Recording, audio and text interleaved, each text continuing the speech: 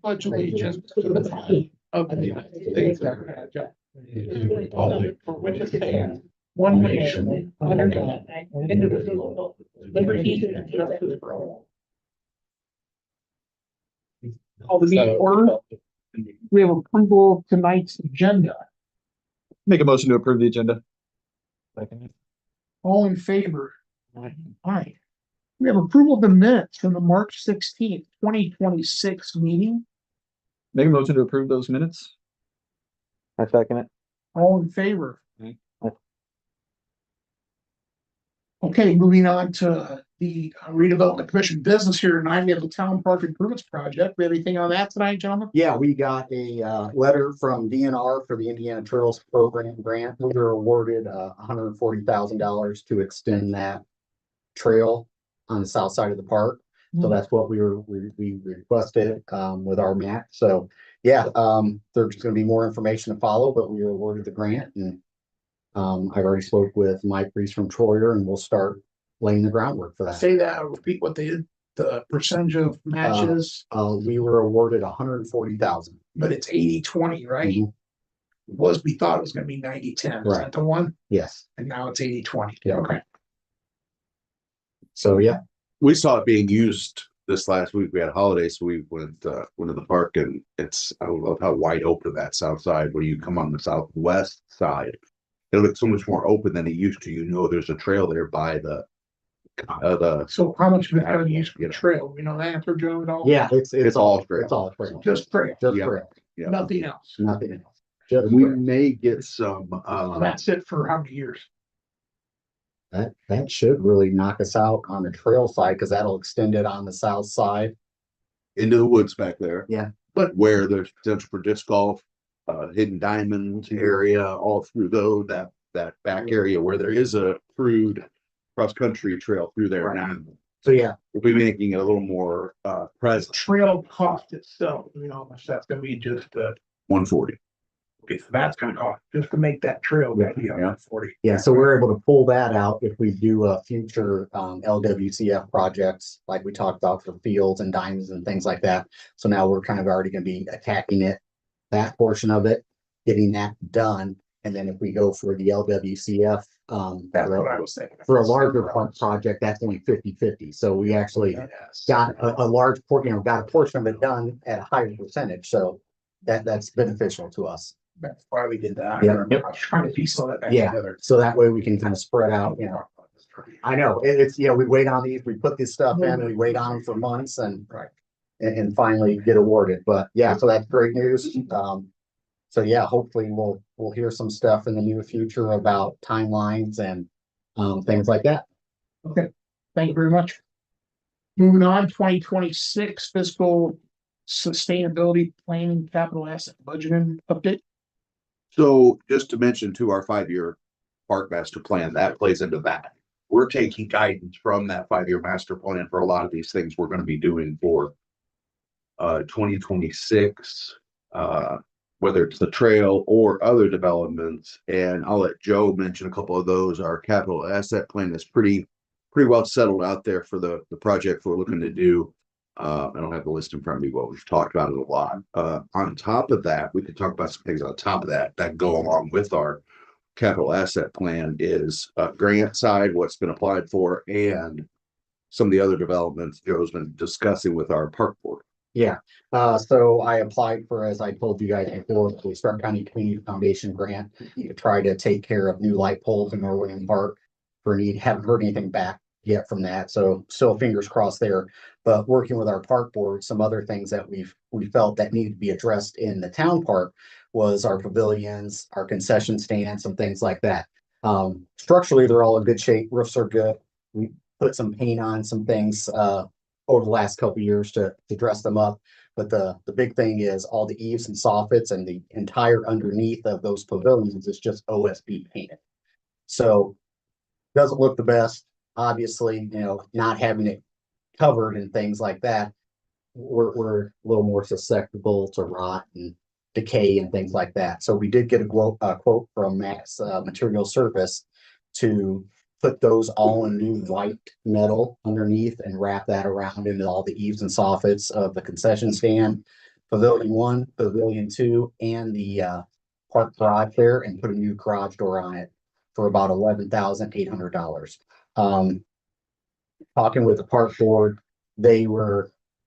some of their concerns were they were afraid that if we do this project, we have some monies available in our park building improvement fund, about $6,000 there for that. But the other thought was to use the beautification fund for the remainder of these costs.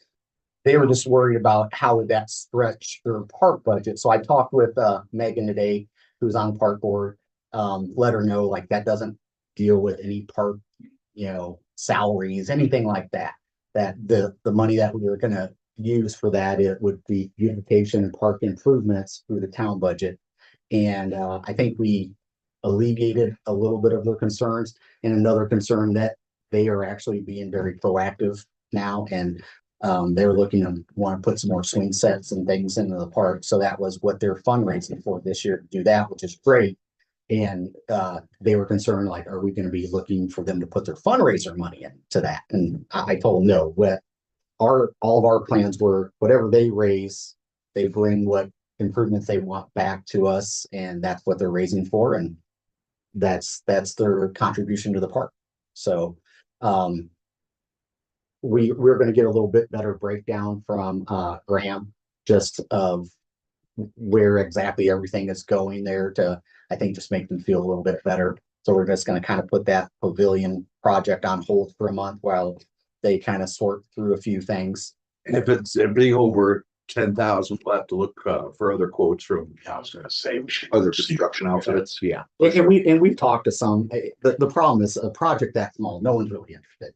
We can talk to Income Construction that they're interested in building houses that they're already backed up for 2 years. Especially when the spring's starting and they got them all lined up. Yeah. Ready to go. And so that's where we're falling into the trap. Like, it's a small project that's going to take a crew of 3 about 4 days to do.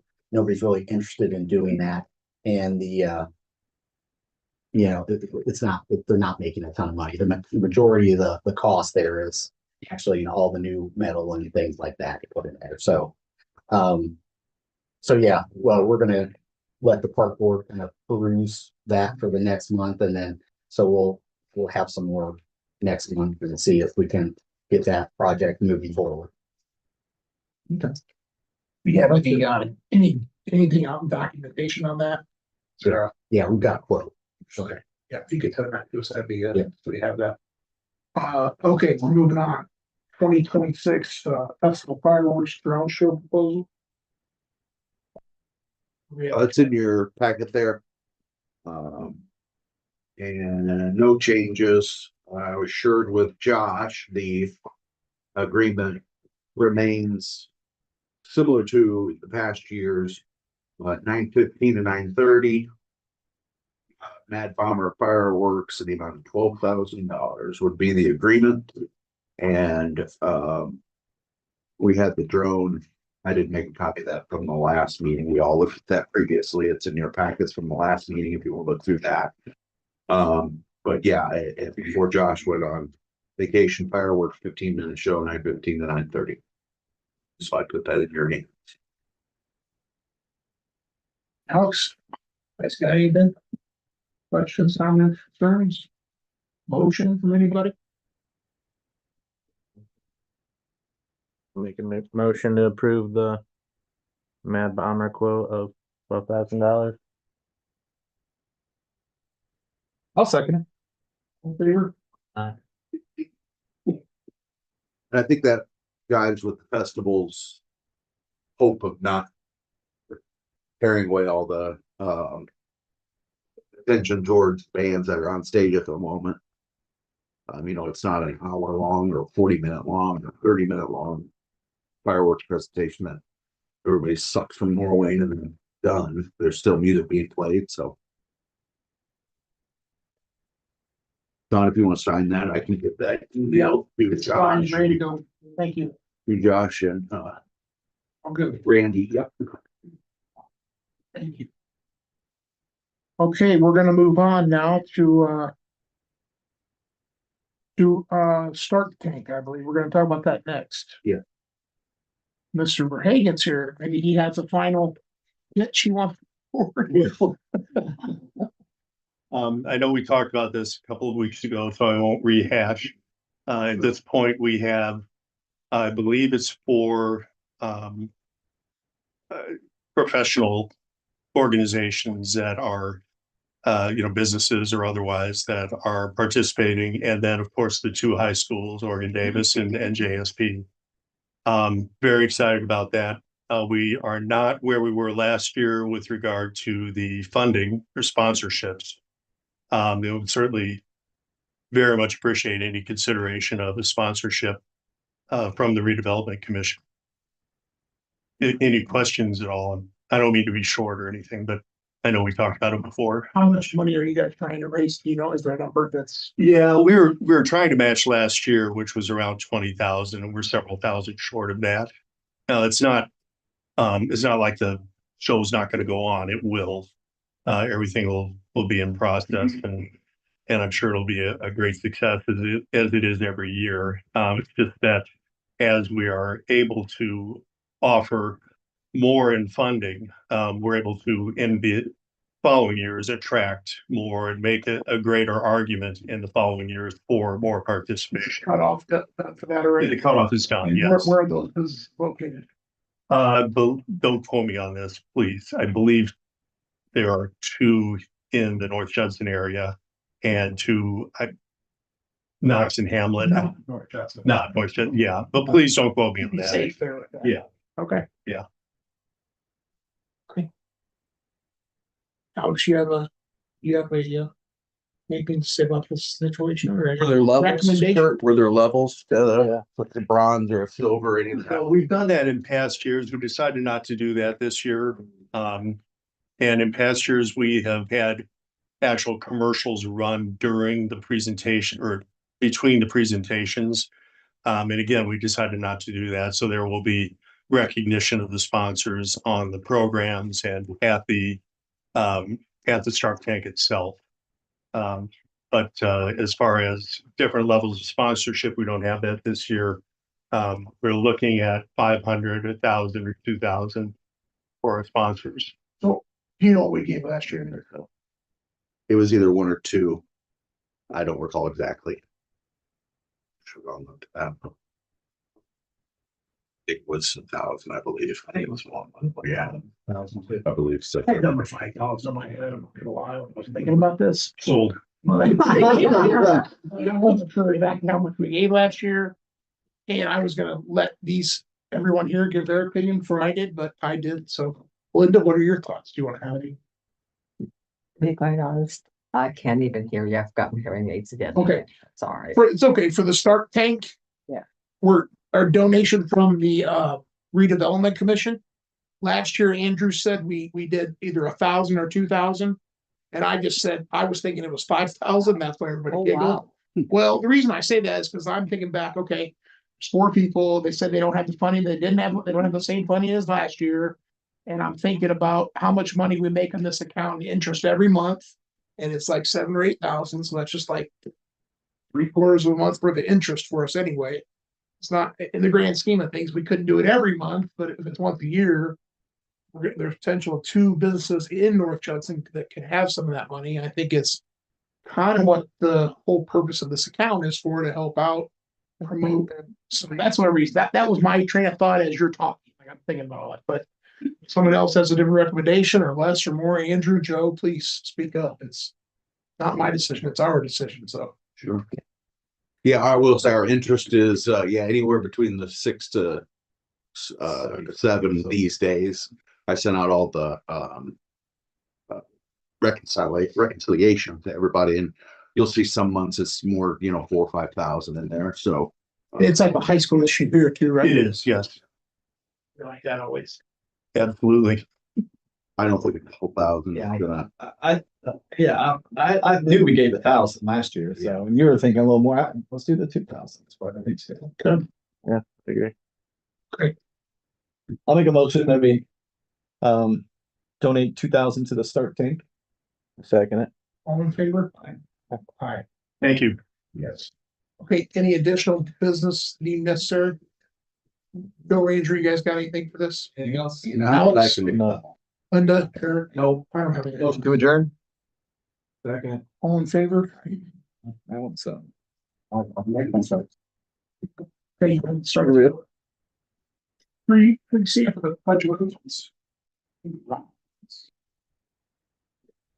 Pledge allegiance to the flag of the United States of America and to the republic for which it stands, one nation, under God, indivisible, with liberty and justice for all. Call the meeting to order. We have approval of the tonight's agenda. Make a motion to approve. Second it. All in favor? Aye.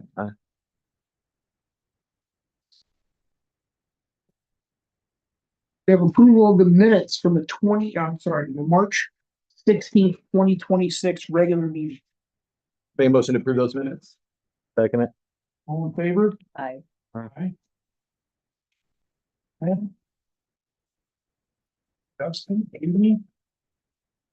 Moving on to old business, the 2026 fiscal sustainability plan, utility capital asset and budget update. So underneath of your APB register in your packets, and John underneath that in your minutes, you'll find our latest numbers. So in the previous data, and I'll let Nicole touch on a lot of this. We ran it on 3%, 3%, and there was some figuring in that data, that formula that was not correct. The way we'll put it is the way we'll put it. Yeah, it needed a adjustment. So, and I sent this out with the packet back on Thursday for everybody to look at.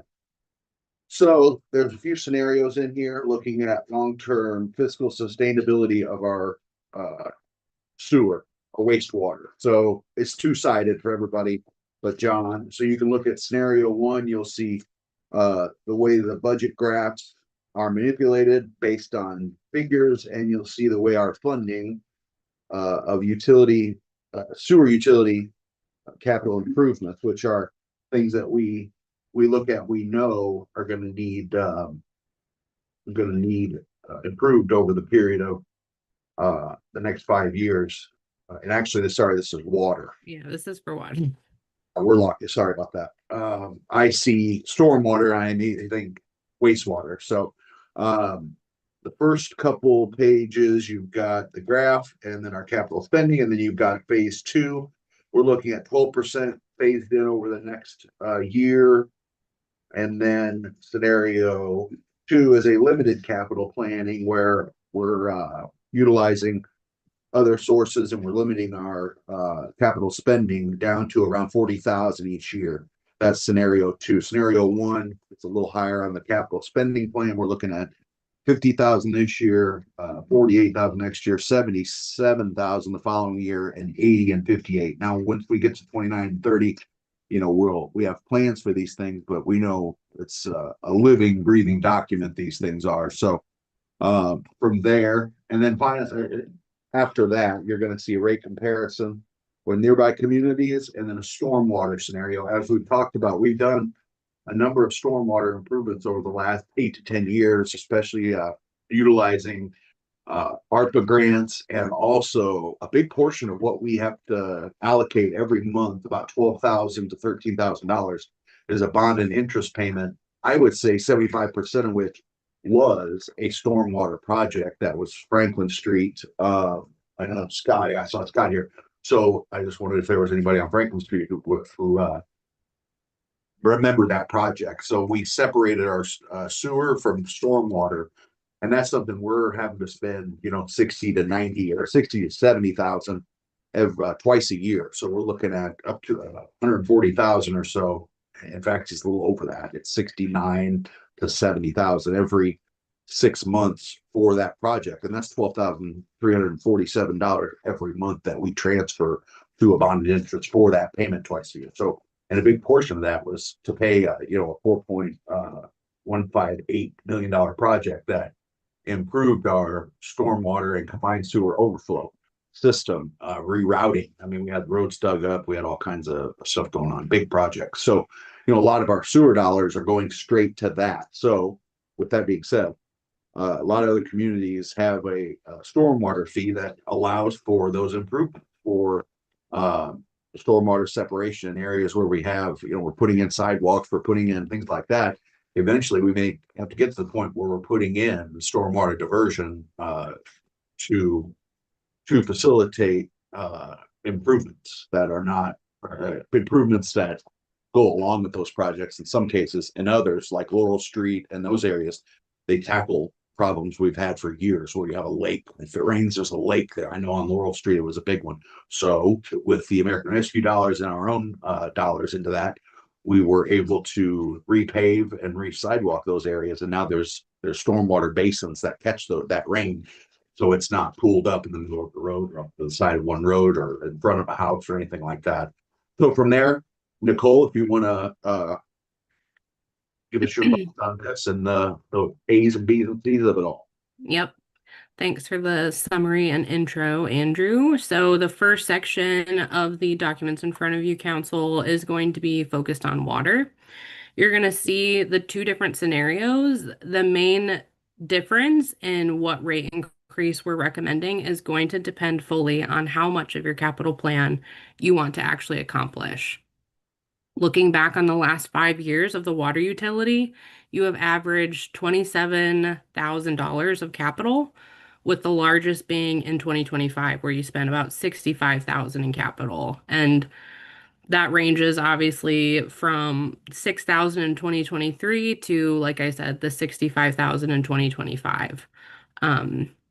So depending on what the utility wants to accomplish, if you want to accomplish every single thing that is on your capital improvement plan, that is where we're going to recommend the higher increase, which would be a 2-year or a 1-year phased in, just a 2 phase in over a half year and then another half year, kind of splitting that in half. And then if the council or if the utility is fine with limiting their capital improvement plan to $40,000, that's where we would propose a 6% rate increase phased in over 6 months and then another 6 months. So if you can tell on the graphs, the teal blue-ish line is your cash. If you keep the full capital improvement plan, you notice that your cash is being depleted very quickly. And with the phase-in rate increase, which is that yellow line, that's where we would expect your capital improvement plan, or that's where we expect your cash to end up if you have the full capital improvement plan and the 12% phased in. The next scenario is showing the limited, which again, the teal blue on the graph is your cash. You can see that it is going down much more slowly and slightly than the first scenario because you're limiting your capital to $40,000 a year. But again, with the proposed rate increase of that 6%, you'll see the yellow line of what we would expect your cash balances to end up being. So ultimately, it's going to be a decision on capital, what the town and the utility wants to accomplish, and then that's what we would propose for the phase-in rate increases. And we would propose that to start on 7/1 of this year and then 7/1 of next year. So a 2-year phase-in rate increase. That's for both the water scenarios. The middle graph, as Andrew alluded to, is a comparison of water rates to nearby communities.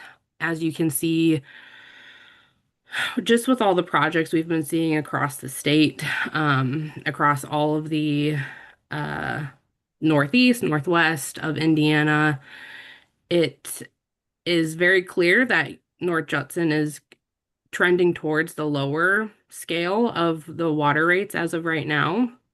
And even with the highest scenario that we have, which was scenario 1, you would still be falling within the middle of that graph with a comparison in the nearby communities.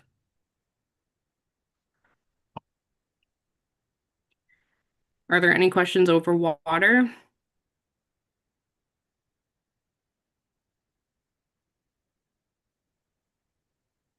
No questions. Okay. Moving on to stormwater. So the the scenario that we have included for the sewer funds is as if you were to adopt a stormwater fund within your sewer enterprise. So there are a couple options. Obviously, we are not lawyers, so we would suggest that you would contact your local attorney and talk through these items, but you can create a whole separate stormwater utility or create somewhat of an enterprise within an enterprise. So a stormwater utility, but it's housed within the sewer enterprise. And that is the scenario that we're showing you here, where you would have a separate fund for the stormwater revenue and expenses. You would essentially determine what you would aim for your rate to be, and we would develop a budget to support that rate. Essentially, it would be most likely coming from the sewer operating expenses as well as potentially a portion of the debt that you're currently paying down that had a large amount of stormwater fees within that or stormwater projects within that bond. And then based on that, the total revenues would still fall within that sewer enterprise, and that's where you're seeing the different line colors. So if you were to do a $2 stormwater rate, that's where the green line would show your estimated cash balances within your entire sewer enterprise. And if you were to do a $5 stormwater rate, that would be the yellow line. And that is with the assumption that you would do a blanket fee across all of your sewer users. There are options where you could, exclude churches or something like that. And obviously that's something that we would have to recalculate to see what the revenue difference would look like before giving you numbers. But this is as if you would do a standard flat rate across all your users. And then this would mean we do have to do nothing with just our regular sewer side. Right. This would be establishing a stormwater enterprise utility within the sewer enterprise.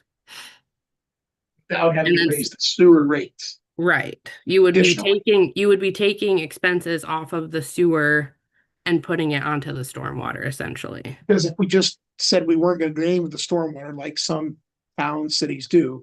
Yeah. Then we'd be looking at this differently. Right. Just Then you would be raising the sewer adopting, rates. yes, then you would be increasing the sewer rates, correct? Just want to make sure that was clear. We're not just doing this just to add an extra expense. We're doing it Yeah, to offset the idea of just raising the rates. We're just putting No. it in a different exactly. category, Because because Andrew alluded to, the sewer is paying for a lot of stormwater costs currently, and you're not getting revenues for that. Right. Yep. That's how we'll have to explain it when Right. to ask us, why are we doing this? Well, if I have a choice, we have to go pay for the stormwater. Okay, so that's just taking money out of what we're already getting. It's just making it Reappropriating it kind of. how it should be in my eyes, how it should, How it it's should have supposed to been be, set up maybe? probably like this Yeah. when we did the project. We probably could have looked at it differently then. Okay, So now we're already behind. We're not having to increase the sewer side. We're adding a, Flat rate stormwater. appropriation kind of. we're making it correct in my eyes, but. And I looked at a lot of communities within there, and American Legal Publishing is great for this. You can bring up all the communities that have that service in Indiana. You just do literally a search and it brings up every Argus, a bunch of other names, and how it was established. This was weeks ago, and then communication with Nicole on between $2 to $5 is what we kept seeing. So those are the options laid out. And of course, this is a lot to digest, of course, but want to make everybody aware of the scenarios and where we're at. What's the timeline for this? We're gonna move Yeah. forward, like we have to This talk about that next, probably. this assumes that you would start a rate the 1st of January 2027. Why, you mean? July. The No. water one. This would start first for the January. stormwater piece. It would be as if you were Stormwater. a step. Yes. Yeah, Sorry, Okay. stormwater. Yep. the regular water side looks like it starts in July. Yeah. Yeah. The water is needing a little bit more attention more rapidly. So that's where we're proposing a July 1 implementation. The water side. We should do the 12. See, I would be more in favor of the 6. But the problem is we're not gonna be able to, the capitals, you just don't know about that. Well, that's the hard thing though, right? Is what's 40,000? I mean, realistically. Versus 65. So Well- seeing what we've done in the past, we're able to lean on, seeded funds contributing to, some of the capital projects, and on the redevelopment side, we've done a ton with parks and we'll continue to do with parks. That's been the majority of the lion's share of the spending from the redevelopment commission has gone to parks. And that's great. It's neat redeveloped for 40 years. Right. But those redevelopment dollars could also aid in some of these projects, redeveloping our infrastructure, essentially. So this would be one of those infrastructure redevelopments that, if we're able to lean on it to keep rates at a certain level, that would be, of course, up to the redevelopment commission and the council. But just wanted to put that out there. Seeing our, the scenario 2, I believe it is. Yeah. 3%. We're already leaning on seeded in 27 for some of the projects. Our new roof and water sheeting on the water building, that's seeded.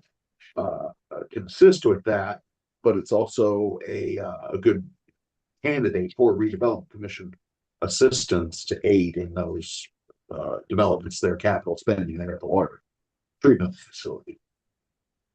Yeah, see, that's what I'm thinking is like, everything's going up as far as rates and stuff. You know what I mean? If like, I know we're not talking hundreds of dollars here per month, but everything's going up. So I understand we got to move it somewhere, but if we can avoid going up more than what we have to, quote unquote, have to, that's what I'm. So the only problem with that is it's kicking the can down the road. Yeah. Eventually it's gonna go up, but it may go up sooner because of it. So Yeah. either you're gonna do it now or you're gonna do it a year from now or 2 years from now. That's the only problem that I've always seen with these increases that you. That's why we started doing them every 6 months instead of once a year, because it would be such a big hit. So Yeah. we started doing them every 6 months to kind of like lessen the blow of it because of exactly what you just said. Because Well, instead of every 4 years, we can do it every 2. We look at it every other year. it was every 12 years. Right. Why it went up We're playing so catch up, much over yeah. a certain amount of A time. short period of time, yeah, because they didn't look at them at all. And I don't know, maybe somewhere in the middle is the better, where we're not allocating 40,000 from water, and in some cases up to 40,000, 65,000, actually it's 73,000, 10,000, there's varying degrees of how we're supplementing some of those expenses over time. If it's a 3% or 6%, then that gets us, we're not leaning as heavily on raising rates 12%, but we're also not leaning on CEDA funds and redevelopment commission funds to supplement that 40,000 we've allotted as our allowable in the long term, over 5 years. What does it say that actually means as far as Nicole, if we were to implement a $5 storm sewer charge for every customer and go with 6% increase, that would raise everybody's bill, if I'm correct, $6.43 a month, correct? 7? $7.43. Let me With the 6%, and then with the 12%, it goes to $9.95 a month. So under $10. in scenario with the 6% you said, Yes. and a $5 storm water. Yeah. Yeah, that would be about a $7.43 increase. And go with 12%. It will be $9.95. So 743 versus 995 a month. Like Anderson. What difference? What's the difference? 250. Yeah. Yeah. The thing with No, there's in between there. Or you could do $2, yeah, $3. yeah, it does not have to be 2 or 5. That was just the ranges Sure. that Andrew was saying. And one thing to know about utilizing CDIT and just other town funds in general is with the implementation of SEA1, you really don't know what your circuit breakers are going to do. I really am curious to see what the 2026 circuit breakers are going to show for the town, since this is the first year of implementation of those new deductions and credits. And then with Seed It, you're going to be losing that money eventually because it's going to be shifting to a municipal General. lit if you opt Yeah. in with the county. So that is something to also consider. You're not going to continuously be receiving that Seed It revenue, whether you opt into the county or not. It's going to stop. And if you do opt in, it'll flow into the general, which again, you can utilize general, but your general has the most expenses out of all of the town funds, the most recurring expenses at least. So just things to consider as well. Yeah, we can't know what those seeded dollars that come in now. It's improvements in our street stuff. It's Christmas lighting. There's a lot of things that goes through capital spending wise. And we can't know once that goes away, if we opt in and we may be in okay shape, but that's also going to supplement some of the stuff we used from the general. We use seeded to help fund expenses like police cars, things like that. We don't know long term with that seeded going away, how we're going to make those numbers work depending on the needs of our departments, fire, police, street, all those. I think timeline wise, if we, That's gonna be my question. When do we have to have a decision? yeah, I would say now, Nicole, given the anytime there's public hearings and notifications within the newspaper, if we're looking at April, the newspaper 30th for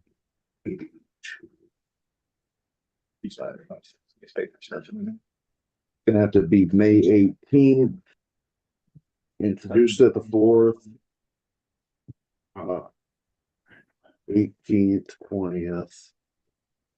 So if we adopted one, or if we began the process knowing what direction we're going to go in, we could publish our public hearing notification on the 30th. We get it in by the 22nd. We publish it on the 30th. That has to be 10 days before our adoption hearing or our public hearing. We could introduce it on May 4th and potentially adopt on May 18th. And then that adopted rate will go in the newspaper on the 28th, which would be 30 days after that would be the 27th. So July 1st would be feasible as long as we make a decision by our meeting on the 20th. This month. April, yes. Weeks. Okay. So essentially, if we didn't go as high on the stormwater and we went with the 12%, we get kind of offset that Yeah. difference. That's definitely something we have to think about, Yes. especially if we don't go, the 5 was, that, I don't want to say it seems high, but Yeah. It kind of puts us in a really helpful position where maybe 350 would be Maybe that's the sweet spot. exactly versus, and then we'd be safer with the water side, going over the 12% over a year. So we'll just have to weigh that out. Maybe that's something you can help us with, Nicole, to see where we're at if we did that. Yeah. Yep. Just let me know what scenarios you'd want and I can run them. Awesome. Well, let's see, 350 and Same, That's the right. high end. 12% and 350. Okay. Yeah. See if that, well, Yeah, where our numbers come if out we at. think Yeah. like we would go with the high and then the low on the one, like the one Eric was talking about, and then the high of the storm, but if we kind of, be able to average them out. Yeah. So that would be best. Especially at one time. So if it started with the stormwater and the low end this year, 3%, and then 6% in 2027. That may be the middle ground with a $3 stormwater, a $3.50 stormwater and 3% this year, 6% next year. Yeah, it's gonna take some playing with the numbers. Yeah. It makes sense. So that may make it's less impactful right away, but longer term, we're able to pay our bills. At the end of the day, the story will remain the same. The number has to go up both. Unfortunately. It's just how it is. It does. So I just don't want it to go up unnecessarily. Like, I don't want to say it like that, but you know what I mean? No, Like, for the sake of just planning for things that are maybes. We're not Ideally. planning for anything that's a maybe. no, this is all the stuff that's on our, we have a lot of things that are gonna happen. We have vehicles and Wells, we utilities have and police that are not Yep. all brand new. The Yep. newest vehicles we have in police are what, 22? This is 26. We have the trucks that we work with in utilities are 2015. 15, 16, and 2011. Exactly. So I mean, like, We're not. those are all capital expenditures. This is 2026. So if And we're we gonna push take that away off to money, we 27. might get ourselves in a pickle. Just balancing it out, like Eric just said, balancing it out to not take too much away from capital expenditures, to have a good plan. Knowing seed it's gonna go away and we're not gonna be able to supplement that stuff longer term. Right. And we can't always lean on redevelopment. You know, No, absolutely not. Absolutely we've not. done good with projects with that, but I think leaning on that as some sort of a crutch, it needs to be for planned projects, not necessarily. It's a one-off to me. It's a one-off. I always 3 like to years. know that that money's there and we're making money on it. We're able to use the interest money on things like, Yeah. you know, projects that we want to use. Yeah, park improvements, things Yeah, like that. there's a number of things, yeah, so. So, okay, anybody else have any comments or concerns? Okay, thank you, Nicole. Thanks, Nicole. Thanks. Bye. We're moving on to 2026 Highland Cemetery Road paving removal redevelopment project update. Yeah, spoke with Town and Country. Their plan is to be in town and start mobilization and such projects May 10th. So that means that they would be milling Central Avenue, getting ready to repave that, moving their milling stuff over to Highland, start milling that, taking that up. So they thought that it would take them a week to 7 days, of course, depending on weather for the project. But again, if they get a lot of rain and can't do certain things, certain days, it could be a little longer, but their plan is to be here May 10th in town. So we should see some activity, and they are fully aware as far as Central Avenue to have that wrapped up before Midfest. It's nice because that'll be after the cleanup out there and the first mowing, so there's no, crews working on multiple things, so dancing on this and that, so. Okay, anything else with that? That's it. Next up, American Discovery Trail Society Trail Town application. So we have been named an American Discovery Trail Town. We were approved, and we've got a couple of things upcoming with that. I'm waiting on a callback from Mitch Barloga. He's our Indiana contact for the American Discovery Trail, but it's pretty exciting. So I've put in front of you a memorandum of understanding, which are the next 2 pieces we need in order to wrap that up. And with knowing that the relay is coming and we've got good trail representation here today, I'll present these 2 things to you. I've let Justin see them, and there's nothing that binds us to anything legally speaking, but it does give us a chance to, the objection is to educate local businesses and the value of the American Discovery Trail, nature-based tourism and trail-related infrastructure development, increase usage and attracting more eco-tourists to our local communities, tourism, promote responsible tourism in the community and support of the American Discovery Trail. We can, and this is our side of this, promote the society promote the Trail Town as a destination through its website and other media. That's what the American Trail Town Society does as an entity.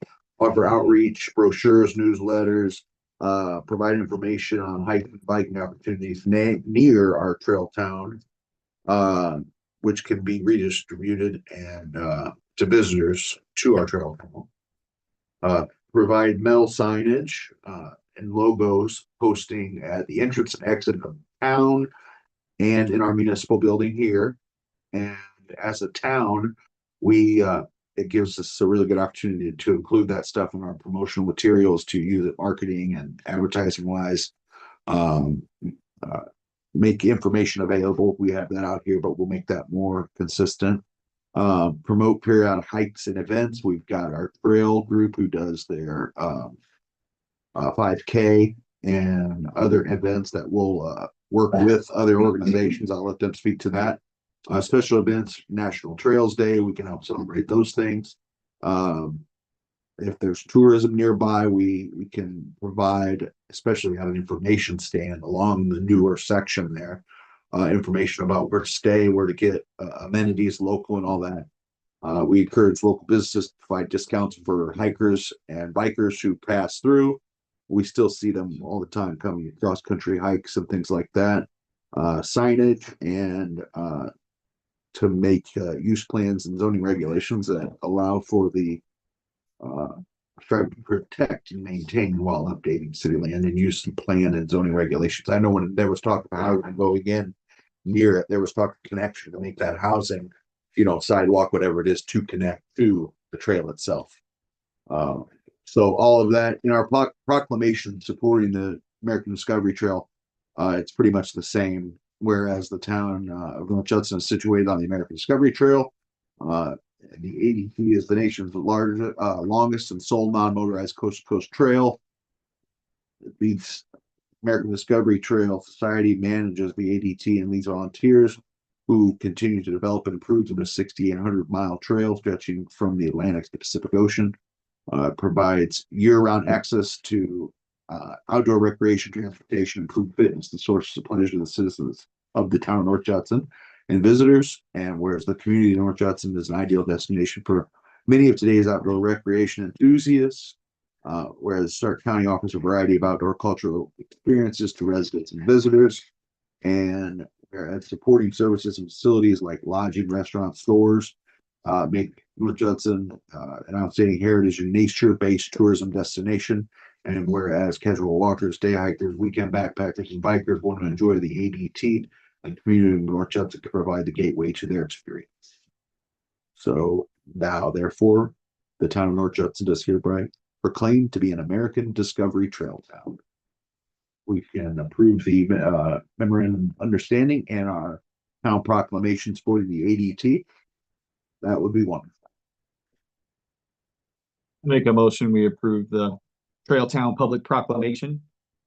And also the what was the second part? Memorandum of understanding. Memorandum of Understanding. Well, A second. All in favor?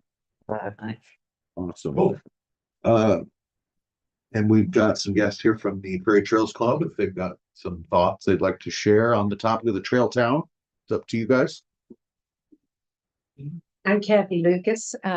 We have here in front of me Rhonda Milner, who's our president, Kurt Verhagen, who's one of our board members, and my husband, Steve Lucas, also a board member.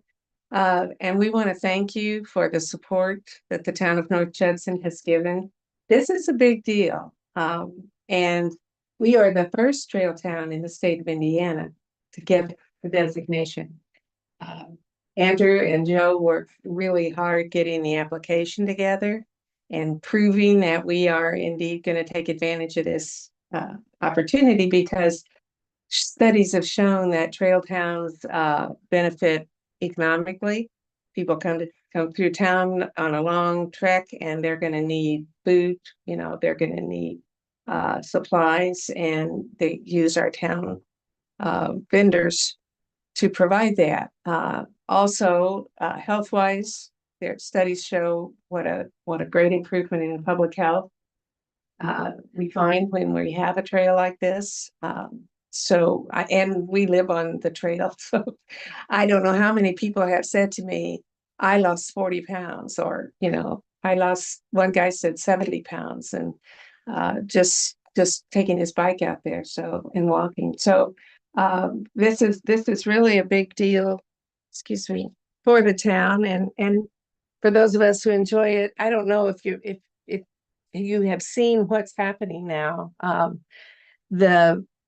You've seen this map, but I was going to show you what's been done. This is where the trail is going to cross across the street from the current trailhead, and it goes along the railroad behind these houses. It's going to cross. It's going to cross Mulberry and Sycamore and go along here. It's going to cross English Lake Road and go parallel to English Lake Road to the end of the trail, the end of our money. And they started paving on this end, and they're to about here. Yeah, so we've made great progress. I don't want to promise this is going to happen, but when I turned in our quarterly report this month, our the group that's working on the trail said they hope to be done by the end of this quarter. So there's a lot to be done crossing the tracks. They've got to have a lot of equipment to get across the track and make it smooth, but that's probably the hardest part. But distance wise, we're making good progress. Happy to answer any questions. Thank you again for all your help. Yeah. Okay, we're gonna move on to new business tonight. Up first tonight is Stark County Youth Club, our yearly update. Hi, everybody. My name's Travis Klosinski. I'm from the Stark County Youth Club. I'm here with Irene, our director, and she's let me take a first pass at it. Kind of get my feet wet. So it's nice to be here with y'all.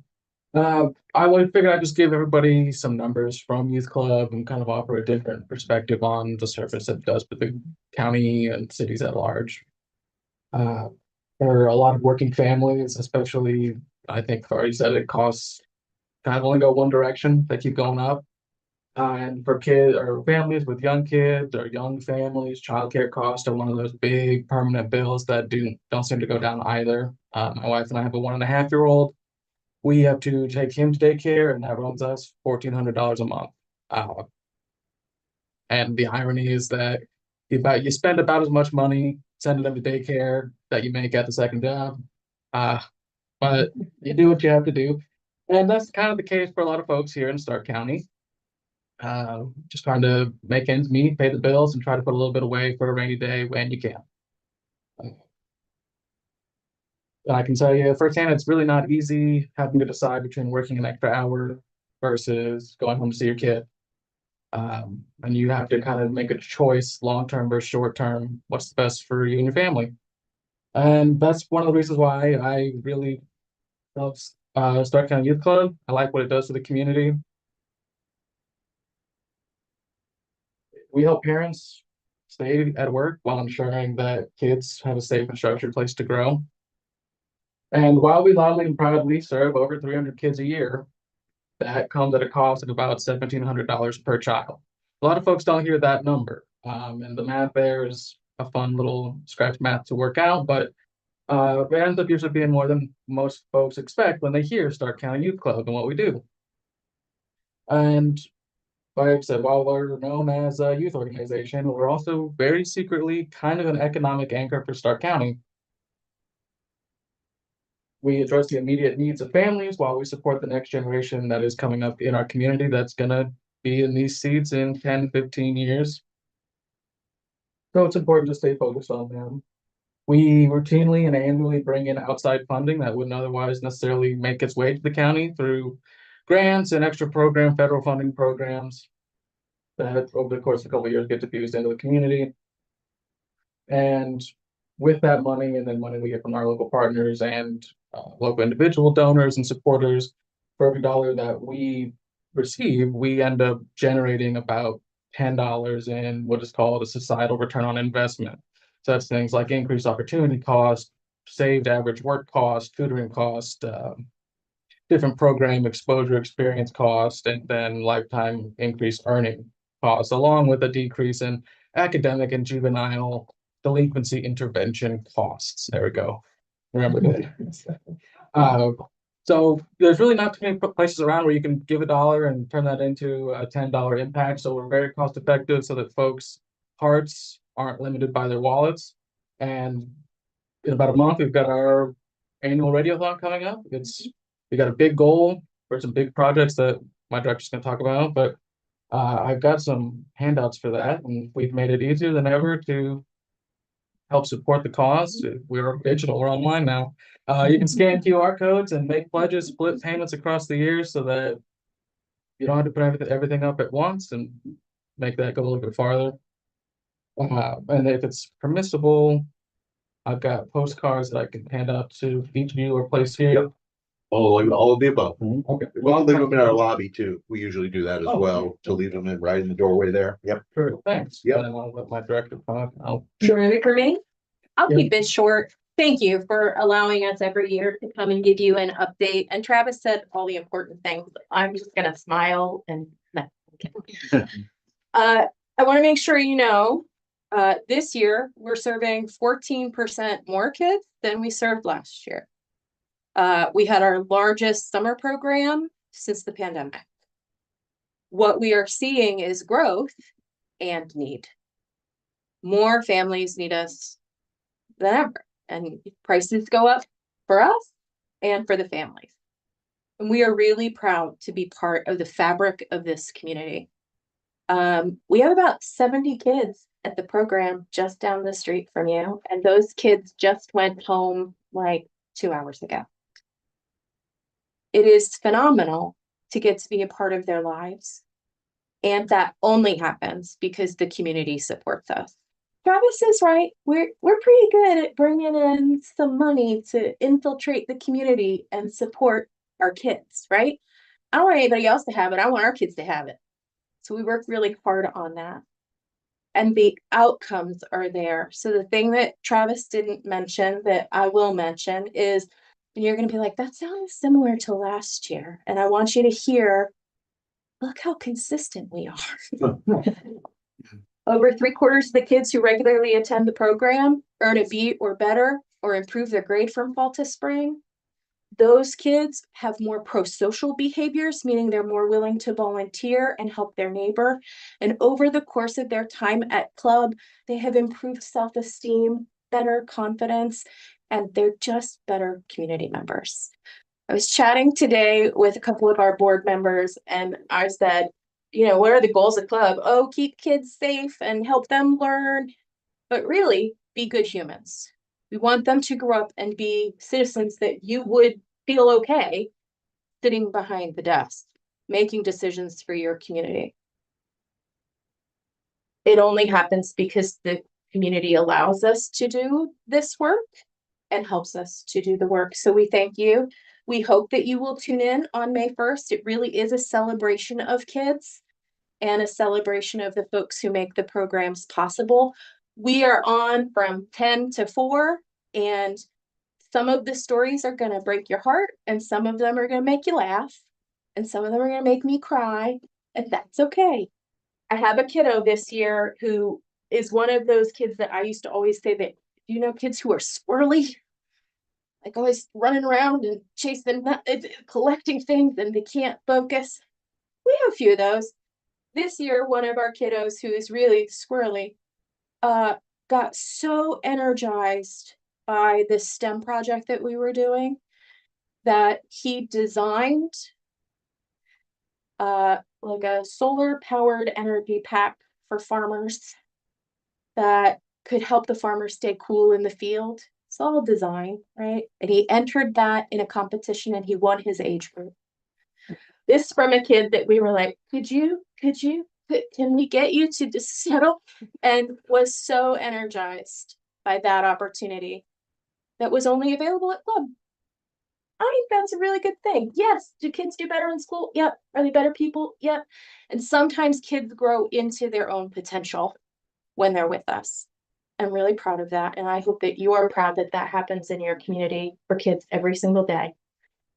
We are growing, and we want you to hear, you're one of the first folks to hear the news that we are piloting a daycare program. So we are expanding service yet again, because we know that this community has a child care deficit and there aren't enough licensed programs across the county.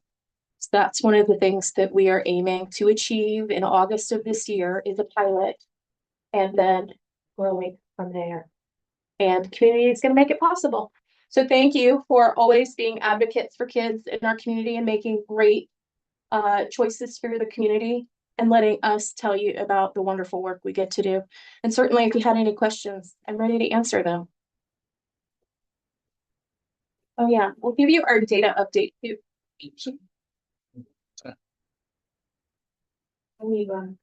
Do you mind passing along for me? That's the latest data.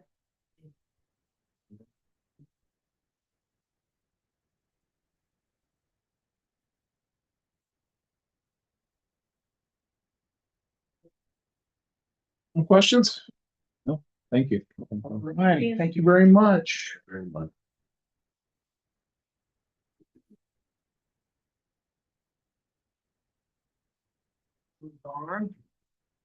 Town ordinance 2026-06, amendment to town schedule of fees introduction. An ordinance establishing / updating the schedule of fees imposed by the incorporated town of North Judson. I will say page 3 is the only change on this update to our schedule of rates and fees for the incorporated town of North Judson. Fire department fees, initial response, on scene materials, collection and disposal, as well as false alarms, are covered in here per the Indiana Fire Marshal's recommended rates. So to serve as the introduction to ordinance number 2026-06. And I'll have to make a change in there, John, if you want to make a note of there. Whereas this ordinance shall, never mind, this ordinance shall replace ordinance 2025-06, passed on or about October 20th, 2025, with all rates and charges provided here and reflecting the new rates and charges for the town of North Judson, Indiana. We will hold our public hearing on April 20th, at which time any members of the public are welcome to make their feelings felt, and we'll have a chance to speak on the topic. After which it will be in the council's hand to adopt. We publicized it. I also included that in your packet as well. You notice that was March 26th, well ahead of our 10-day notice. It must be at least published at least 10 days ahead of time. So plenty of notification in there on behalf of our fire department. I don't know if Nate has anything to add. All right. So that will serve as our introduction to ordinance number 2026-06. Great. Thank you very much. Moving on to guest recognition. Hand me that, please, sir.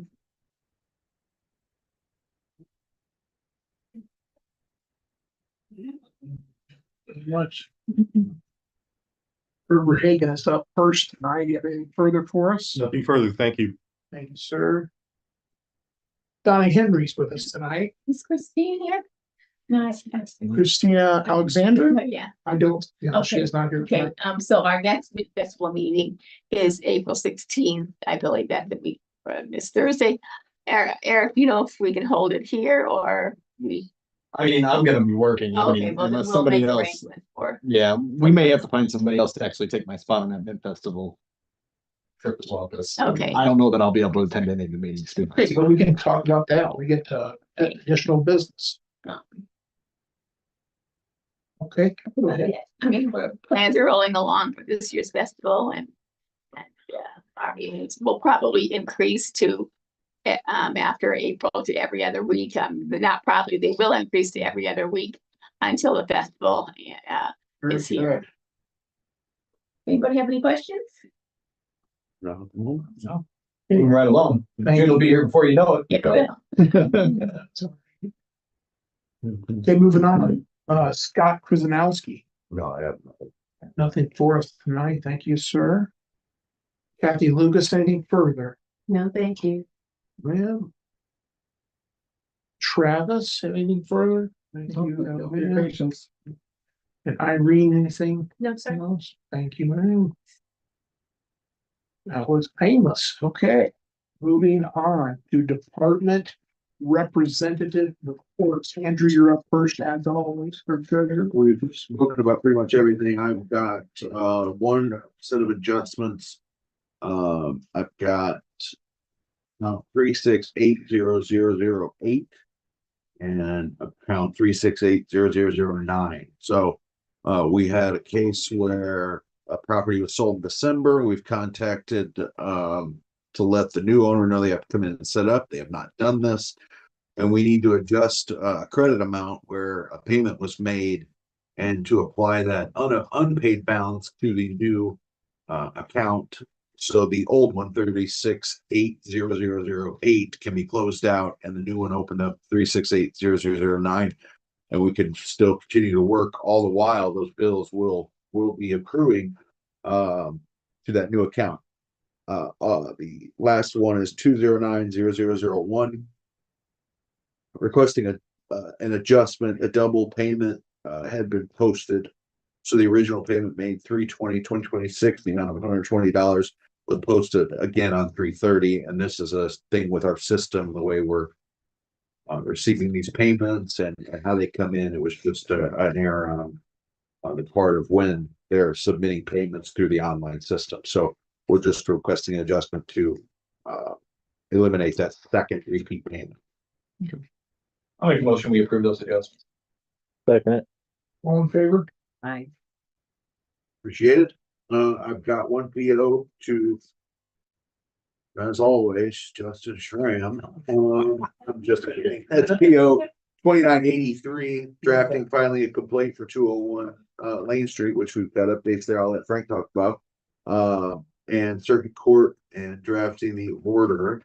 This is subtracting our monthly credit with the cost of and expenses of that endeavor. PO 2983 to Justin Schramm Law Group in the amount of $857.50. I'll make a motion of approve PO 2983. I can see it. Who's number that? It's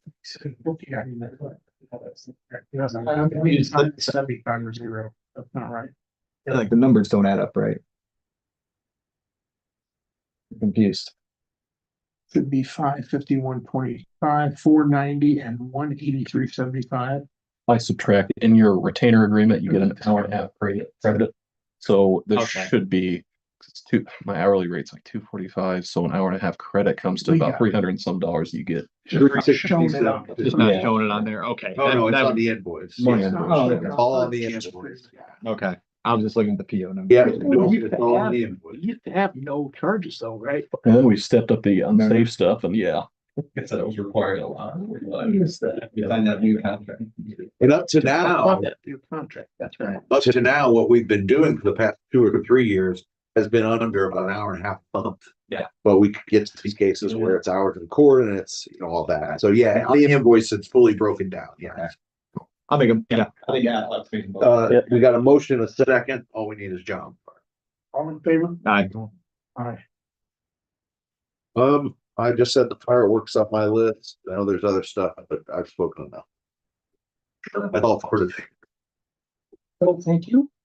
School board, I talked to Doug today. He was picketing when I talked to him. And he said that there is no changes going on right now at the school, nothing to discuss. So if there's any questions, reach out to him or you know, to let me know, I can reach out to him. But nothing new going on in the school. Moving on to building inspector. Building inspector here tonight, we have anything from him? No new news? Nope. He's got one. Gotten a few permits. and Yeah. Been taking care of them, yeah. I've got a 811 about underground burial, which is gonna be a good asset because one, I sent them, I called them and I sent, while Joe was out, I sent them our drilling ordinance and permit application.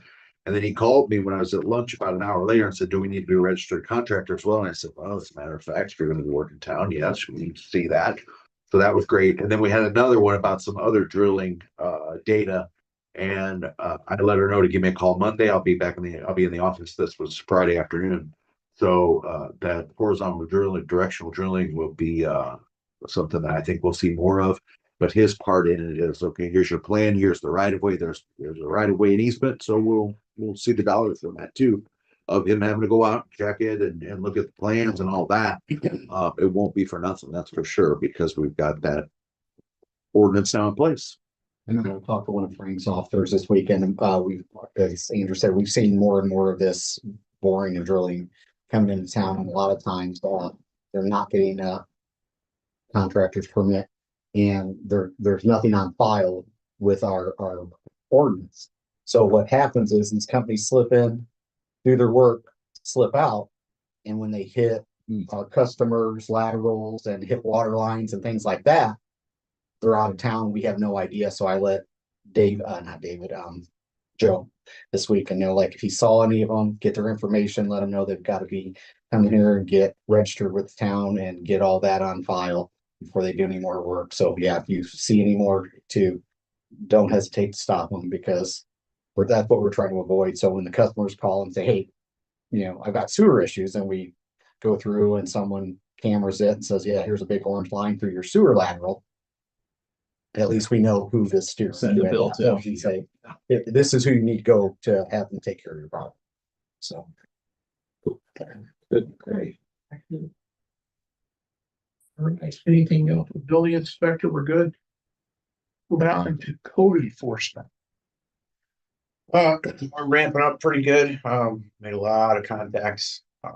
Created a living spreadsheet. It was something new for me. I'm pretty excited about. For all my officers. So in their squad cars, we have a living document that, if it changes on my screen, and some people probably understand this better than I did a few weeks ago, but they change something on their screen right now in their car, and it changes it in my office, it changes it in my squad car, so that we're not, everybody's stopping at Mr. Smith's house complaining about this problem. And he says, an officer was here yesterday or whatever with the same problem. So I have that living spreadsheet that I developed and has been implemented now, which is super helpful. And so we're really hammering down on some ordinances. So I'm not making a lot of friends right now, but that's okay.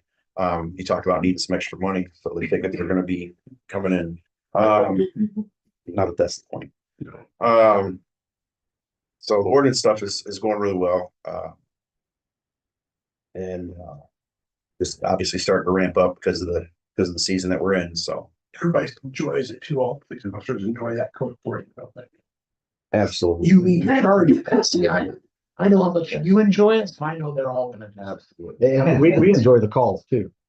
The pop in. And honestly, we know when they're doing more of this stuff because we get more calls here at town hall. If you guys somehow route that to me, I'd love it. Yeah. And sometimes people are very friendly, just want to know like, hey, tell them I'm on it. I'm gonna have it taken care of by tomorrow. And sometimes they're not so friendly, but that's okay. The goal is to get town cleaned up. It's So, always our fault. yeah.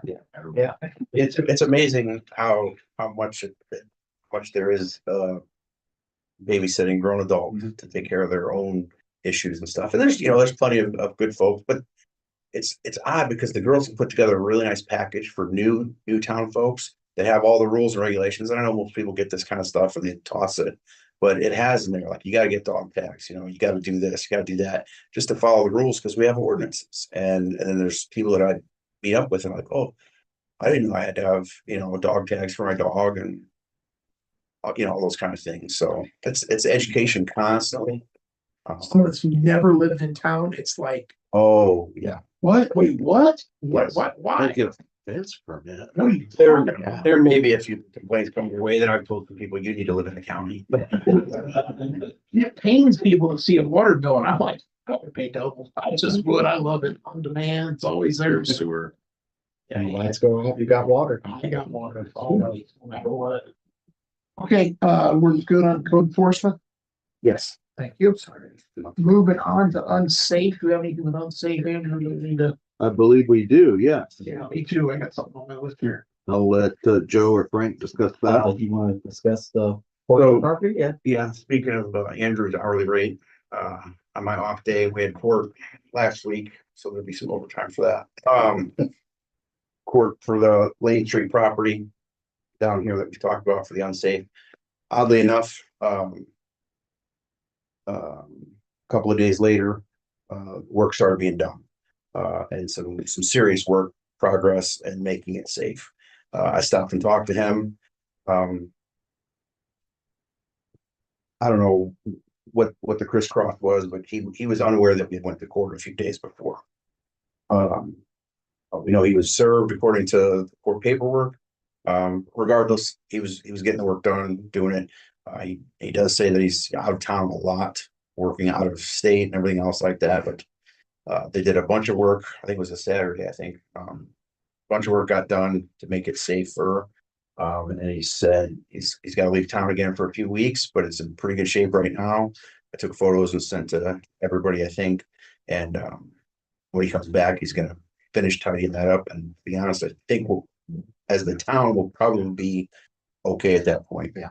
So progress has been made. And this was a gentleman that owns a property. Correct. That lives, that no one can. Correct. Very frustrating. When I talked to him, I introduced myself and I was obviously wearing my uniform and stuff. And he's like, yeah, Frank, I remember you from, when Vesley was here. And I'm like, is that the last time you saw me? He's like, oh no, I see you all the time. I'm like, I haven't seen you in all these years. Like, I thought it was a ghost living here. Come and go. Literally, he referenced Doug Vesley from, from knowing me from back then or whatever. So he definitely is a sly guy. I mean, he's not around a lot. So, but at the end of the day, the good news is, getting it done. The whole goal is to get the work done, so. Next step would be nice is to get in that shop, For sure. have something going on in the business. And the That's such a Facade of things basic, and yeah. ordinances will come to play sometime. Yeah, definitely. That'd be It's like for a front facing building there. You see, Okay, so my other thing is, how about Solid Rock down here? Anybody be able to make contact with them? They got And, Monty, Tim. we have that alley that's quarantined off right now. Yeah. we have to send a letter. I think first is a letter process. We need to get that, much like this other one, Justin, we'll have to do the same process with this one. Because it does have roof issues and extremely unsafe issues to it. Yeah. Right, it's still down. With the roof collapse. Yeah. Yeah, and we have the alley closed right now. Yeah. That's just that precaution. Yeah. Right. But It went in, it didn't go over, but it's still, and I thought, when I first started here, I lived right above it, and I looked down and they, one Labor Day weekend, they came in and worked on it. But they literally built the roof up. Every outside edge of flash was wide open. Rain getting in there and elements getting in there. They did not seal the roof whatsoever. This was bound to happen. well, I believe this is starting the process of the other building, same concept, the building that was 3 times the size of this, but And I know that building has been on the unsafe, board Okay. for over 10 years.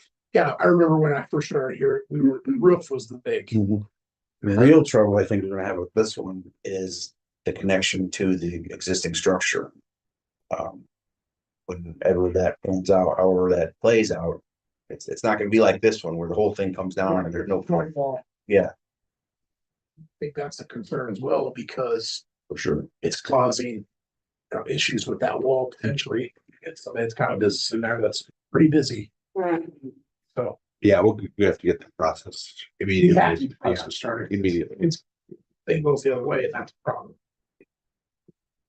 Okay, moving on to BCA Planning Commission, No updates there really. Redevelopment Commission. Same. I would say now with some action happening, we can tentatively plan for next meeting, 6:15. 20th. Yeah. Maybe we don't do By then we'll have we were over tonight. yeah. By then we may have some more park discussion with our park board and yeah, that's fine. Yeah.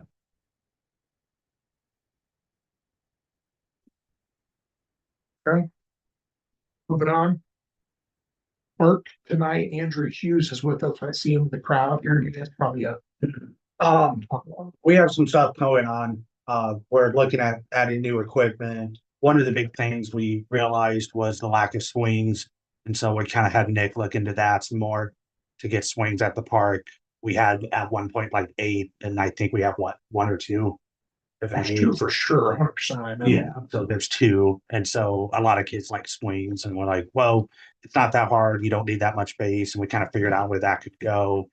We're doing a porta pit chicken dinner at some point this year. We just got to work with Nelson's people to figure that out.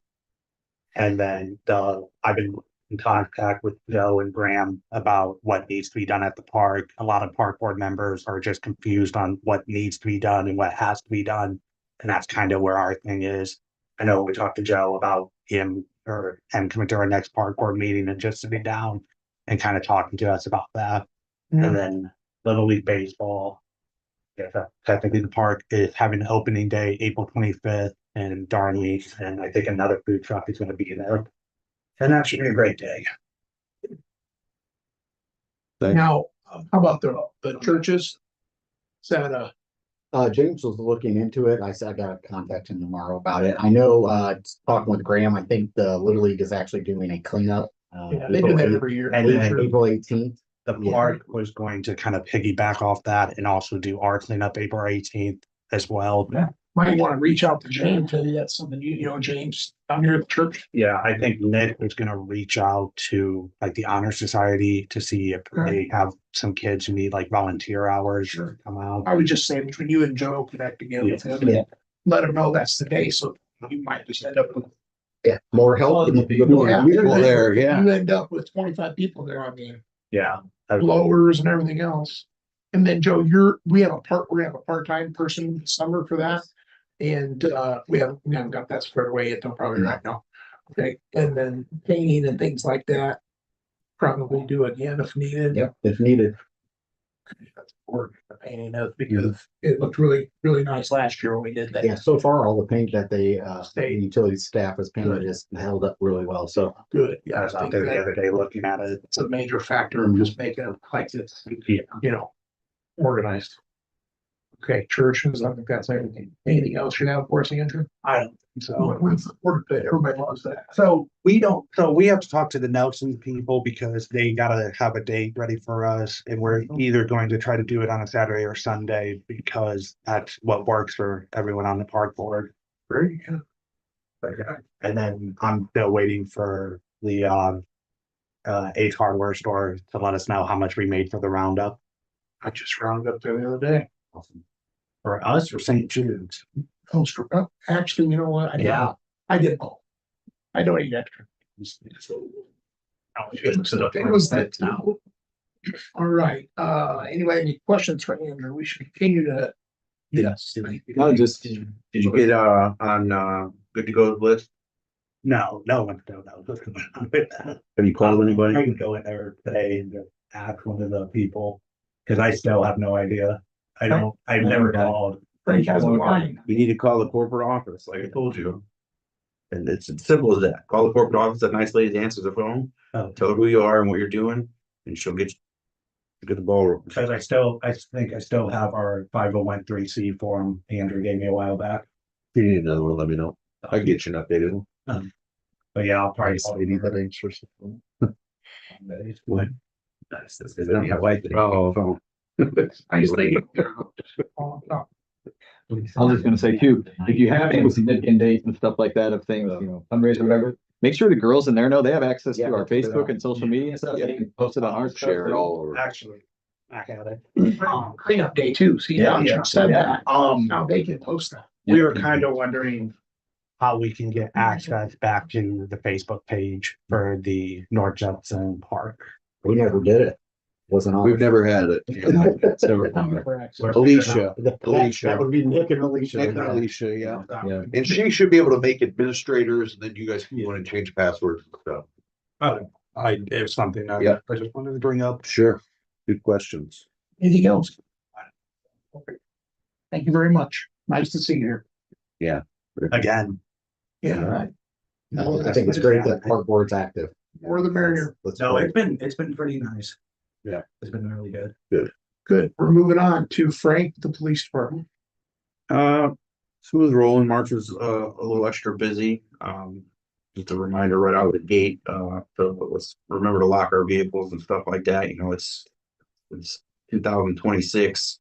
There's really no good reason not to lock our vehicles. It's pretty simple. So we had a rash of some vehicles gotten into over the last couple of weeks. Over one night, there was a rash. Really, it was really weird, and they weren't really taking stuff. There was all kinds of things that people know their vehicles were gone through, but they left things. It's almost like they were looking for something very specific. They left money. They left valuables. In most cases, but the cars were ran through. That's not a great feeling when you wake up and find stuff like that, whether or not your stuff was taken or not. Just a reminder to let's lock our doors all the time. We had 461 call logs for the month of March alone. 125 of those were business checks the guys do at night, and 80 extra patrols listed there. We had 24 actual incident reports for March, resulting as we had assault, harassment, fraud, theft, criminal mischief, suicidal emergency detentions, trespasses, and dog bite, among other things. So it was exceptionally busy March for whatever reason. David's back from the academy and been on the road now for about 3 weeks, doing very well. So that's good news. We have an annual training coming up for me and my deputies to get all of our mandates and stuff wrapped up, coming up here in a week or so. I think that's about it. I have 2 purchase orders, or one for Next Level Fleet Services number 2982 for a total of $565.29. That was for a complete workaround on a Durango brake jobs with rotors. Then another one, number 2976 for Northern Indiana Law Enforcement Academy. That's our Northern Academy annual subscription fee. And that is for $1,100 even. And I think that's all I have.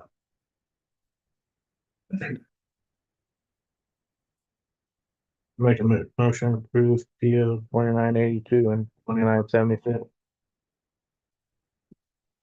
All in favor? Yep. Everybody, any questions for Frank tonight? Nope. Thank you, Frank. Mhm.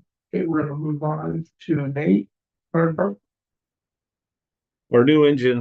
newest purchased engine is in service. We had a training Saturday. Let the guys get their hands on it. Did a little demo with some new low pressure hoses and nozzles and things, but spent a couple hours doing that.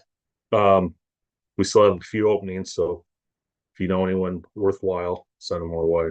There's another thing we're gonna get posted on. Yeah.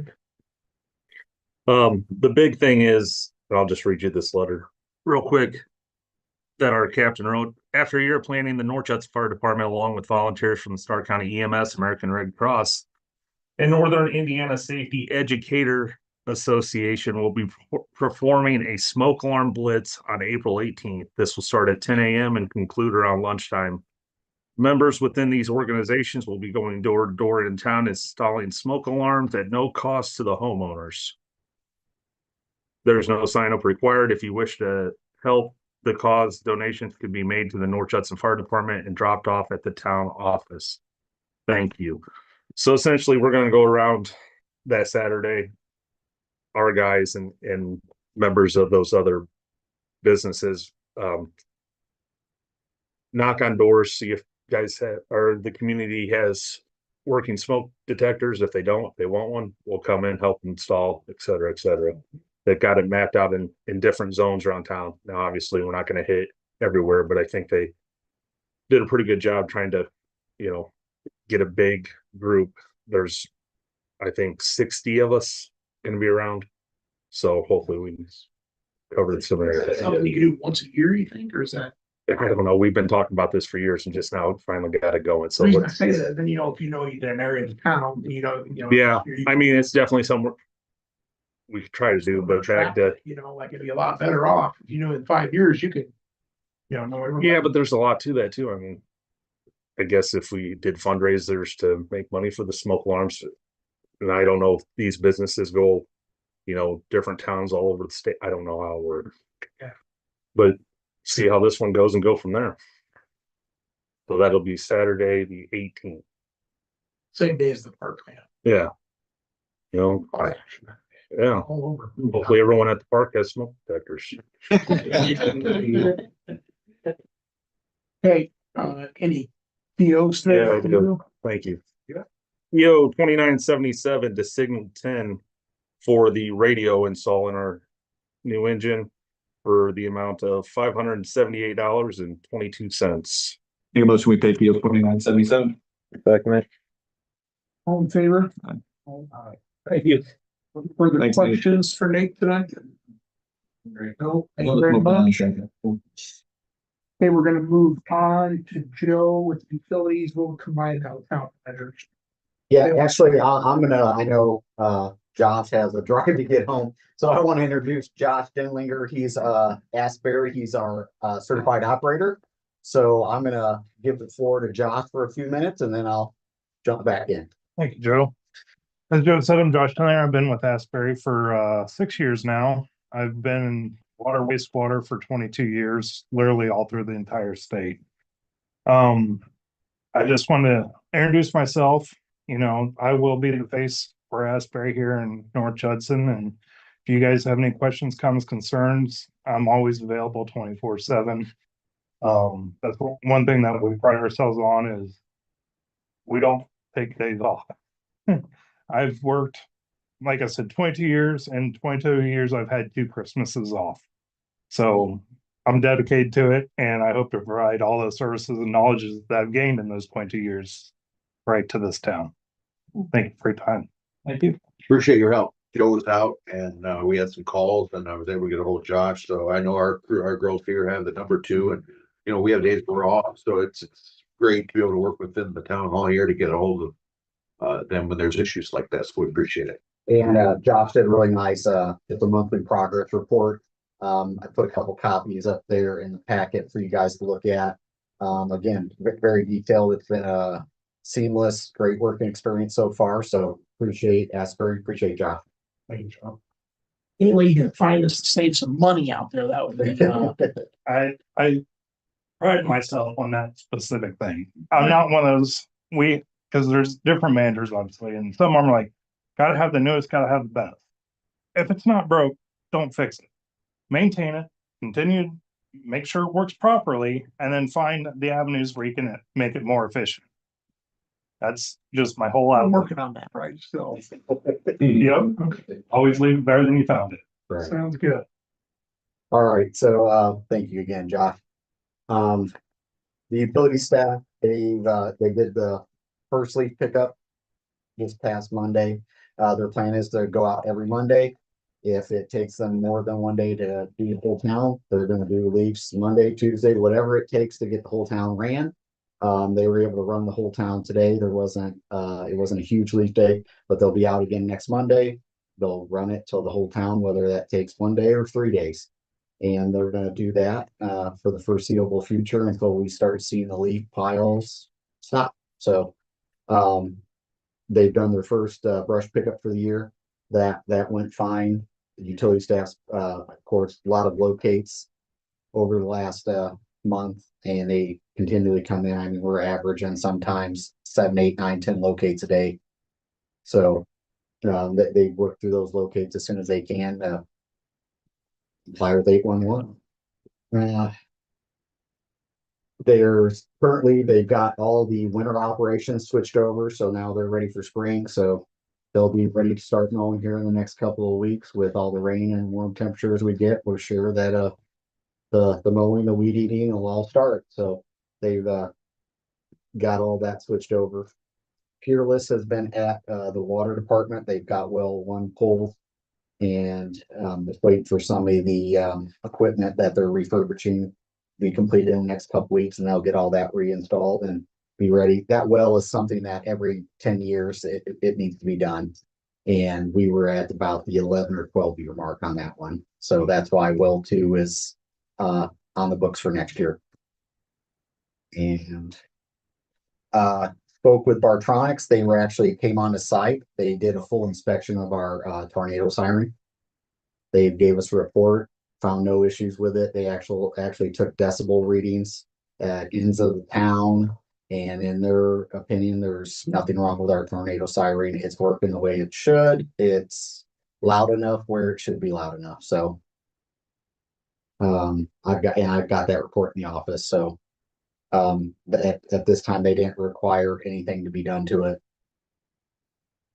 And we've been, putting out our RFPs for our Lucan Street sidewalk project, going into the town manager stuff. We have 3 firms that gave us a request for a proposal for the project. We'll be doing all the scoring next week to narrow that down to 1 firm.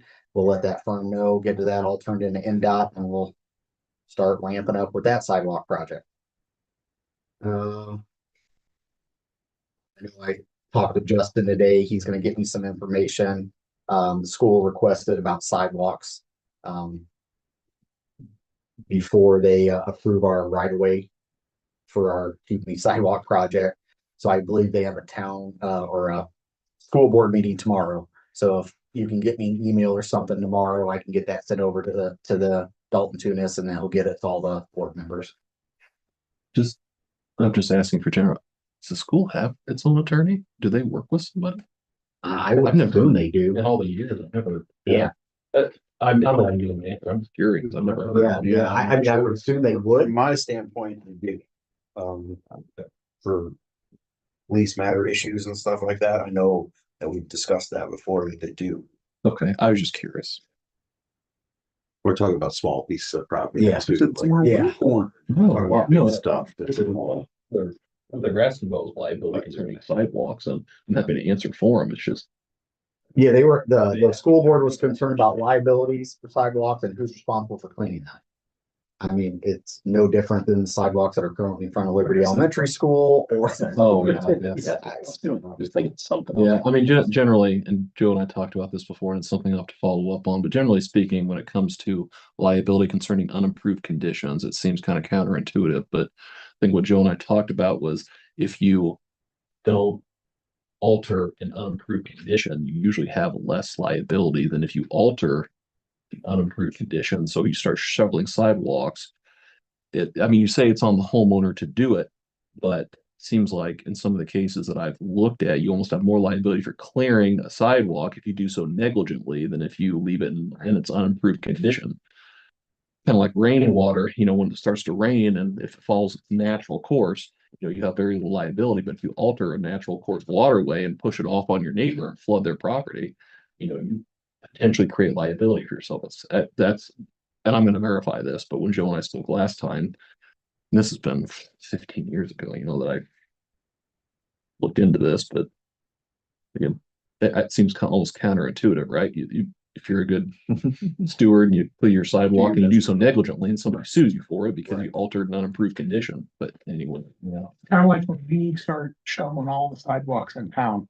And then the next time we don't, then they try to hold us accountable because we didn't shovel the sidewalk across the street. But technically, we're only really accountable for this little bitty piece out here in front of us.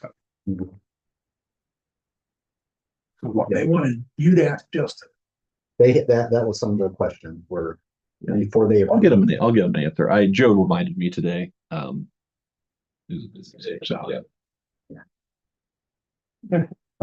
then I know we talked about facade ordinances and things like that, just doing some research on some of that. I know James spoke with him. He's looking to get the stuff he found also. So just trying to compile some information to pass along to the council. And so that way we can just keep that fresh in our minds about potentially doing something with some downtown buildings as far as ordinances for facades, how to keep them in a certain way. And then I have 4 purchase orders, 2 for utility and 2 as the town manager. Purchase order 2978 is to Next Level Fleet for tires and front end work on the 2016 Ford F-250 and tires and an oil change for the Leaf machine for $3,471.66. Purchase order 2979 to Republic Services for sludge dumpster removal for $5,064.94. Purchase order 2980 to NDOT. This was for our Main Street sidewalk project and repaving last year for $10,991.76. That is actually a repayment. We came under budget on that project. So the funding NDOT gave us, since we didn't use all the funding, we came in under budget. We are just returning that funding.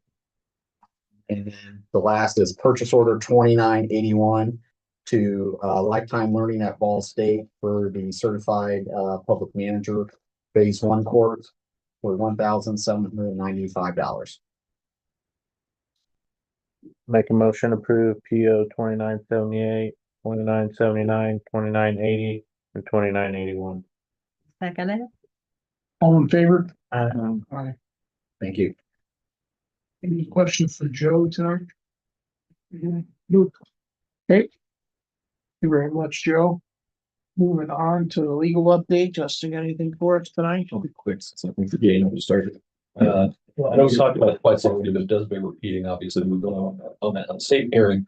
Frank and I did. Frank was my ace, so that's why we got the judgment. He provided us good testimony, but Nonetheless. yeah. Important thing to note on these properties, though, something to consider moving forward. We didn't do it this time. Yet, but when I go in on these cases, by the time it gets put in front of the judge, keep in mind these people have disregarded our order up to this point. So via the unsafe building statute, which we've codified via our ordinance, we have the right to ask and levy a $5,000 civil penalty against them. So some of that could be useful if you've got a lot of hours into it, an attorney fees, for example. This one, it was pretty cut and dry.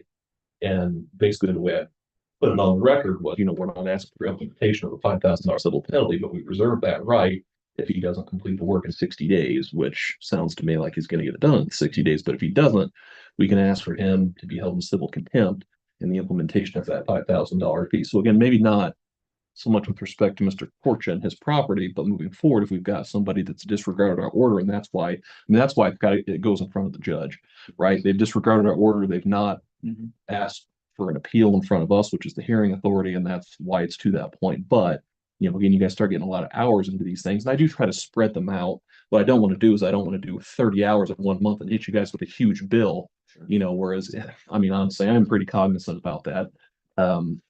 So something to think about in the future. We can level penalties. Applicable there?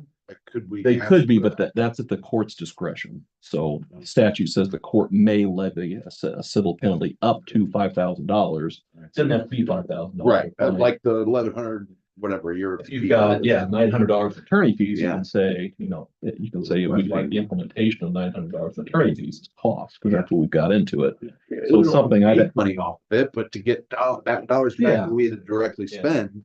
I will say too, though, but you guys, because I do represent City of Knoxtown or Judson Town Hamlet, you guys more heavy than any other rural county I've seen are really hammering on these unsafe properties. That's not a bad thing. Actually, City of Knox did a roundtable. A lot of mayors from other towns around Indiana came to listen to us in the City of Knox talk about, you guys too, what we're doing right here, because they just don't do that in other towns. So it's a slow process, but that's why it's there. We just, we're pretty efficient with it. At this point, I think you guys had 4.5 billable hours in. That's for research, filing a complaint, court travel time. Got a couple other attorneys sitting there, and they could tell you 4.5 hours for that whole process, including drafting the order, is very efficient. But there may be cases where it's not, and you may have to implement, civil penalties if it gets there. So keep in mind, it's not always going to be money out of your pocket. If it's a defendant that has the financial means to compensate you for that, it's something you guys may give me the discretion to ask for to get reimbursed. Well, it sounds like this is a perfect scenario where because he's working all the time. According to Frank, he's gone for 3 weeks at a time. So not that we're trying to hit him for that, but it is costing the town money to make him do the right thing. It only makes sense that anybody would pay that, not the taxpayers. It's their fault. And like I said earlier, it is frustrating because, we tried to give him fines and ordinance violations for how long? We sent him a certified letter, no response. We had to run ads in the paper. We did all of these things because this is his place of residence and he can't open his mailbox. It's frustrating, There's a lot going into it, especially with Andrew and everybody has pieces of this puzzle. Oh yeah, for sure. Us talking about it, just spending time talking about And to hear about, action, more action.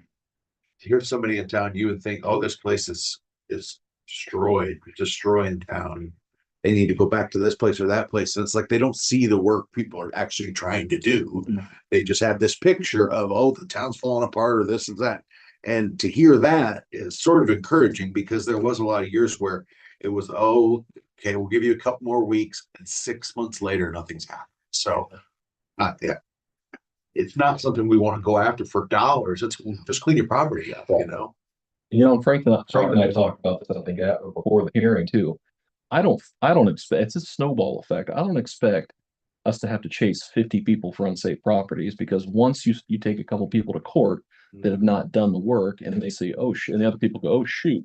If I don't do the work, for years, maybe the culture 20 years ago, it may have been, the town, the city of Knox or the town or just, they're not going to do anything about it. So I'm just going to ignore it. Well, they know they're taking us to court, and it's a whole heck of a lot cheaper to listen to Frank when he comes knocking than it is 6 months later to go in front of a judge and get hit with $5,000 in penalties, or, your property potentially being demoed. It's gotten to the point where it can't be rehabilitated. So, I mean, and you guys have started to see it, right? It's a snowball effect.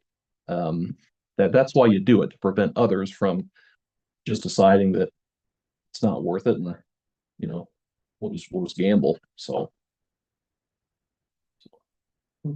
All right, anything else, Justin? Thank you. Anybody have any questions? Nope. Okay, we're moving on to additional business deemed necessary by the council. Josh isn't here tonight. Linda? Oh, thank you. Alex? Nothing. Thank you. Eric? I was gonna see if somebody would take my spot in the Mint Festival. Yeah, I was gonna have Andrew put that on the next agenda probably, so Josh is here, so we can do a. Oh, no, I got jab in his side so that he'll take it, maybe. Okay. We can talk about when everybody's here. Not literally a jab. So rotating, It's just Thursdays. I work a new schedule. I'm working late. rotating, rotating. Whoever is gonna do it has to be able to put teeth in it though, right? Yeah. That's the thing. Right. Whoever's gonna be involved in it has to speak. We'll think on it too, because maybe it's a rotating thing. Maybe it's council members Andrew. year over year, Joe wants to do it for. potentially, yeah. Okay, let's just, yeah, absolutely, sure. Aside from that, we'll rotate it. You'll put it on the agenda then. Yep, payment of claims. The amount of $308,856.84 from March 17th through April 8th. I make a motion, we pay those APDs. Second it. All in favor? Aye. Motion to adjourn. Second it. All in favor? Aye. Very good. So, answer your real